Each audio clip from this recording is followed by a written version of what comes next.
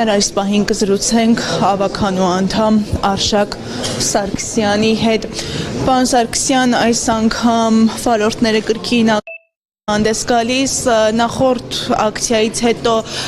դուք ավելի քաջատեղյակ եք, ինչ փոփոխություններ եղավ ու այսօր արդեն ինչ պահանջներ ունեն ու արդյոք նոր պահանջներ են ի հայտ եկել։ Տեսեք, բողոքի երկու փուլից է, մի մասը կառավարության տիրույթում է, որը ներկայացրեցինք նամակով, աշխատողների գրանցման հարցը,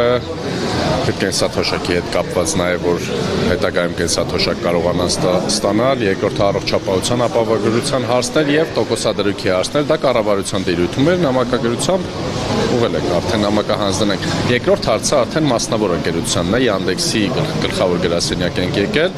արդեն մանր հարցերով, տաքսու ոլորտը կարգավորող աշխատողների իրավունքների հետ կապված, ներքին, այսինքն Yandex-ի ծրագրային խնդիրների հետ կապված, իրենց այդտեղ բոնուսների հետ կապված, որ բոնուսներ են ստանում, բայց Yandex-ը չի տալիս, որոշակի տաքսուվարորդները նշեցին, այսինքն փոքր դետալներն են, որը պետք է կարգավորվի։ Հիմա Մեսրոպ Մանուկյանը եւ տաքսու 3 վարորդ 4 հոգի է բարձրացել, վերևում քննարկվելու է այդ հարցը եւ մենք պահանջատերը պիտի լինենք, որ այո, մարդկանց աշխատանքային իրավունքները չխախտվի, որ ունենան բարեկեցիկ նաև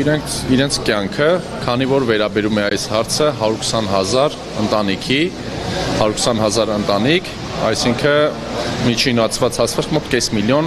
բնակչի է վերաբերվում, գլոբալ հարց է սա երկրի համար։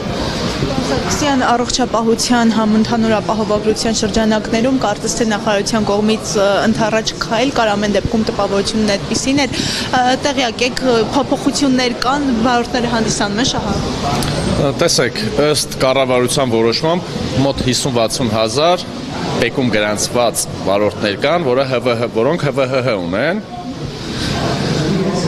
իրանք պետք է լինեին 200,000 դրամից ավել այդ 50,000 վարորդը 200,000-ից ավել եկամուտ ունեն, հետևաբար իրանք պետք է պարտադիրի տակ լինեին, քանի որ կառավարության որոշումի 200,000 դրամ եւ ավել գումար եկամուտ ստացողները պարտադիր ապահովագրվում էին, ինչպես օրինակ ես։ Այդ հարցը պետք է չլիներ բարձրաձայնման թեմա, բայց ցավոք մեր բարձրաձայնությունից հետո այո քննարկում տեղի ունեցավ, որը պետք է լուծվի։ Այո, մենք հետևողական ենք լինելու լուծվի, այս պահին չկա այդ լուծումը, միայն խոսել են, որ այո, հնարավոր է քննարկվի, լուծումը չկա դեռ։